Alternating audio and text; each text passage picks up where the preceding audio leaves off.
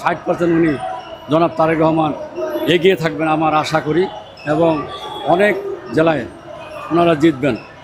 কেননা তাদের যে কাজ, গ্রাম উন্নয়নের কাজ, বেকারের সমস্যা, চাকরির সমস্যা, ক্ষেত খামার এবং অনেক তারা ইস্তেহারে, নির্বাচনী ইস্তেহারের কথা বলছেন, তারা কিছু অনেক ভোট পাবেন, এটা আমি আশা ব্যক্ত করি। তারেক রহমান আমাদের সফল রাষ্ট্রনায়ক জিয়াউর রহমানের একজন সুযোগ্য সন্তান এবং সফল রাষ্ট্রনায়ক। তার মা তিনবারের সরকার।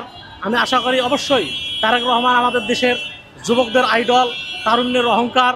অবশ্যই আমার বিশ্বাস যে তারেক রহমান আমাদের দেশে এবার অবশ্যই অনেক বিশাল ব্যবধানে, আমার মনে হয় যে প্রায় 95% ব্যবধানে ইনশাল্লাহ এবার দেশকে দেখিয়ে দেবে এবং বিজয়ের মুকুট ছিনে আনে এবং দেশের সরকার প্রতিষ্ঠিত হবে ইনশাল্লাহ। বাংলাদেশে একটি সুষ্ঠু নির্বাচন আগামীতে হতে যাচ্ছে।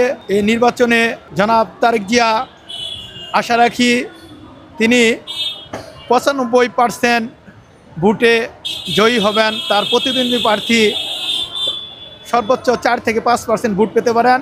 তারেক রহমান যদি নির্বাচনে আসে বা নির্বাচন হয়, নির্বাচন করে, উনি তো আশা তো আছে যে সবার আগে ফাঁস হয়ে থাকবে। নিম্নে তো লক্ষ ভোটে ফাঁস হবে, নিচে লক্ষ ভোট লাগবে, লক্ষ ভোটে পাস হবে। ওনার তো জনপ্রিয়তা কম না।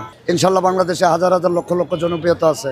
এই যে কত বড় আন্দোলন স্বৈরাচার করে গেল, তার ভিতরেও তো কোটি কোটি লক্ষ লক্ষ জনপ্রিয়তা ওনার আশায় রয়েছে, এখনও আছে। আর আশা করি উনি বাংলাদেশের প্রধানমন্ত্রী হবে, আমরা আশা করি সবাই।